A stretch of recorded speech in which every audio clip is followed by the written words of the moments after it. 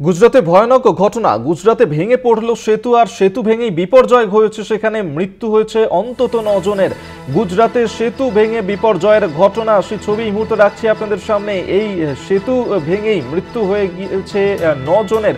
ইতিমধ্যেই সেই ভিডিও সামনে এসেছে, সেই ছবি এই মুহূর্তে দেখাচ্ছি আপনাদেরকে। আর সেই নিয়ে ইতিমধ্যেই কিন্তু গুজরাট সরকার অর্থাৎ বিজেপি সরকারের বিরুদ্ধেই সোচ্চার হয়েছে বিরোধীরা। সেই ছবি এই মুহূর্তে রাখছি আপনাদেরকে। যেভাবে গুজরাতে সেতু ভেঙে বিপর্যয়ের ঘটনা দেখতেই পাচ্ছেন, যেভাবে গুজরাতে এই সেতুটি ভেঙে পড়েছে এবং এই সেতু ভেঙেই মৃত্যু হয়েছে 9 জনের। বিশেষ প্রতিনিধি দেবজ্যোতি ঘোষ এই মুহূর্তে সরাসরি আমাদের সঙ্গে রয়েছেন নিউজ রুম থেকে। আমরা কথা বলবো তার সঙ্গে। দেবজ্যোতিদা, এই যে গুজরাতে সেখানে এই ধরনের বিপর্যয়ের ঘটনা ঘটলো, কি পরিস্থিতি এই মুহূর্তে সেখানকার, কি আপডেট পাচ্ছ? দেখো, গুজরাটে যে গম্ভীরা সেতু ভেঙে পড়েছে তাতে কিন্তু এই মুহূর্তে মৃতের সংখ্যা অত্যন্ত 9 জন এবং মৃতের সংখ্যা আরও বাড়ার সম্ভাবনা রয়েছে।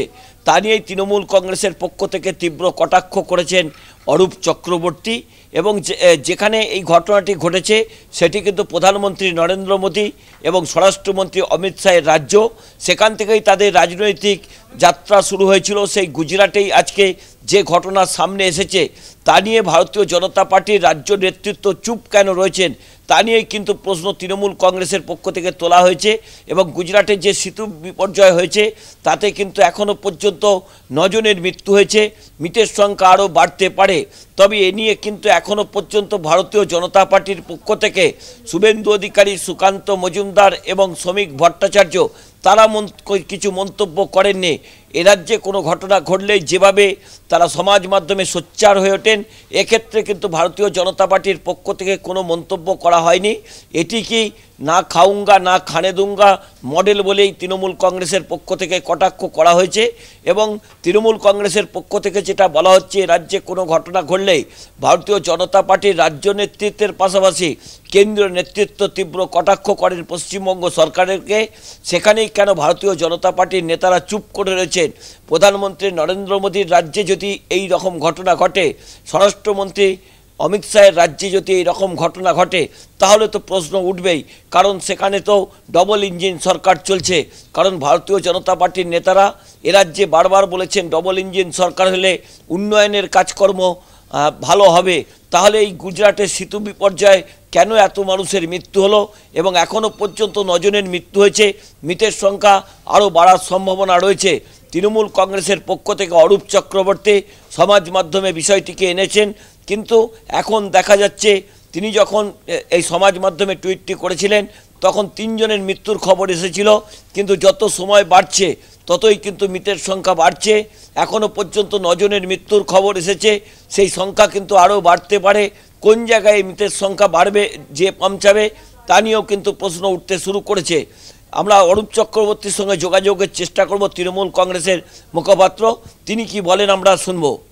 একেবারে আপাতত ধন্যবাদ জানাবো দেবজ্যোতি তোমায়। দেবজ্যোতি ঘোষ বিশেষ প্রতিনিধি এই মুহূর্তে সরাসরি নিউজ রুম থেকে আমাদের সঙ্গে ছিলেন। অর্থাৎ গুজরাতে সেখানেই এই গম্ভীরা ব্রিজ ভেঙে পড়েছে এবং এই যে সেতু ভেঙে বিপর্যয়ের ঘটনা অত্যন্ত মর্মান্তিক। এই ঘটনা এখনো পর্যন্ত 9 জনের মৃত্যুর খবর সামনে আসছে এবং এখনো পর্যন্ত বেশ কয়েকজন তাদের খোঁজ পাওয়া যায়নি, তাদের খোঁজে উদ্ধার কাজ কিন্তু জারি রয়েছে। ঘটনাস্থলে পৌঁছেছে পুলিশ, দমকল বাহিনী, উদ্ধার কাজ সেখানে চলছে।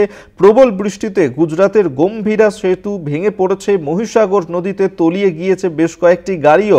এবং বুধবার সকালবেলাতেই এই ভয়াবহ দুর্ঘটনা ঘটে, সেতু ভেঙে বিপর্যয়ের ঘটনা, যেখানে গম্ভীরা ব্রিজ ভেঙে পড়াতে বদোদরা এবং আনন্দ এলাকার সঙ্গেও যোগাযোগ বিচ্ছিন্ন হয়ে গিয়েছে। এবং সেই ছবি এই মুহূর্তে রাখছে আপনাদেরকে। এবং এই যে ঘটনা, সেখানেই গুজরাট সরকার তাদের বিরুদ্ধে ইতিমধ্যেই ক্ষোভ প্রকাশ করতে শুরু করেছেন বিরোধীরা। সমাজ মাধ্যমে এই নিয়ে কেন্দ্র সরকারকে তোপ দেগেছেন অরূপ চক্রবর্তী, তৃণমূল নেতা। তিনি অরূপ চক্রবর্তী এইভাবেই কটাক্ষ করছেন। তিনি বলছেন যে এটাই কি তাহলে, এটাই কি না খাউঙ্গা না খানে দুঙ্গা মডেল? এটাই কি অ্যাক্ট অফ গড নাকি এটাই অ্যাক্ট অফ ফ্রড? শ্রমিক ভট্টাচার্য, সুকান্ত মজুমদার, শুভেন্দু অধিকারী তাদের নিয়েও কিন্তু পোস্ট করে খোঁচা দিয়েছেন তিনি। তৃণমূল মুখপাত্র অরূপ চক্রবর্তী এই মুহূর্তে আমাদের সঙ্গে টেলিফোনে রয়েছেন। অরূপ বাবু, গুজরাতের গম্ভীরা সেতু ভেঙে পড়েছে এবং তাতে এখনো পর্যন্ত 9 জনের মৃত্যুর খবর সামনে আসছে, বেশ কয়েকজন নিখোঁজও রয়েছেন। ইতিমধ্যেই আপনি এই বিষয়টা নিয়ে পোস্ট করেছেন, কি বলবেন? বলার কিছু নেই। দেখুন, এই ব্রিজ ভেঙে পড়া যে কোনো সময় দুঃখজনক, মর্মান্তিক, কিন্তু সেটা নিয়ে প্রথম যিনি এই ধরনের ইঙ্গিতপূর্ণ পোস্ট করেছিলেন, যাকে দেখে আমি শিখেছি, তার নাম দেশের প্রধানমন্ত্রী নরেন্দ্র মোদী।